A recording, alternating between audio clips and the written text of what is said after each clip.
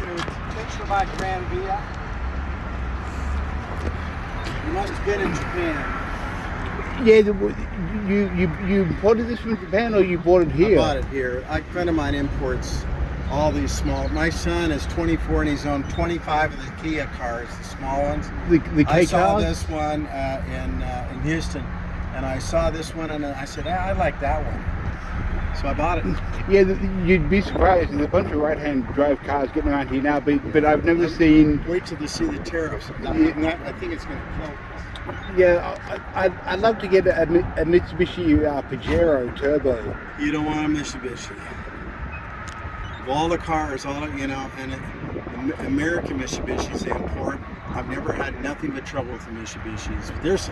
I can't believe any. The big brother of this is the Hiace. Right.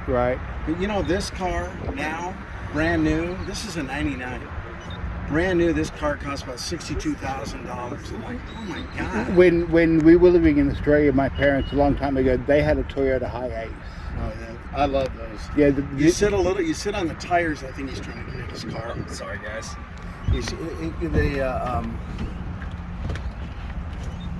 It's a little roomier. It's about a foot longer than this. Right. And most of those are diesels. This has got the same engine as the ES300 Lexus. Right. Lots of power, very bad gas mileage. But you could, you could turbocharge this motor too.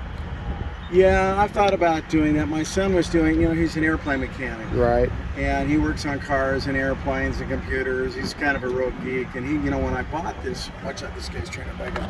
When I bought this, he said, "Don't worry, Dad, I'll take care of it. I'm just gonna," he buys all these parts.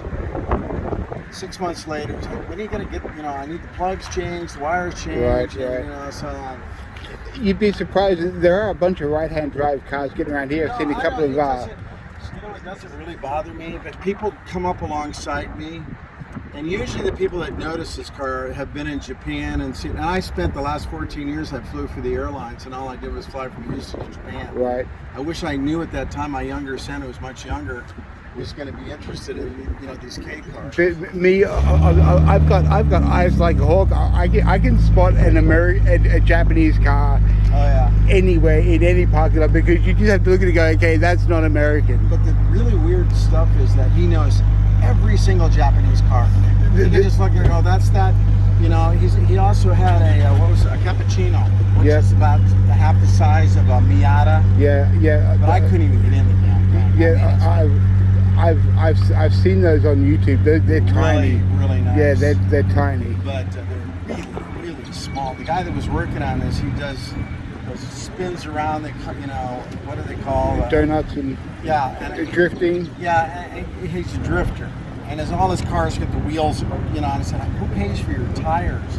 And he said, just to get into his car, it took me 5 minutes. I'm like, Jesus, I'm not 50. Yeah, because they've got the cars are cambered a certain way, which wears the tire out on. No, I know.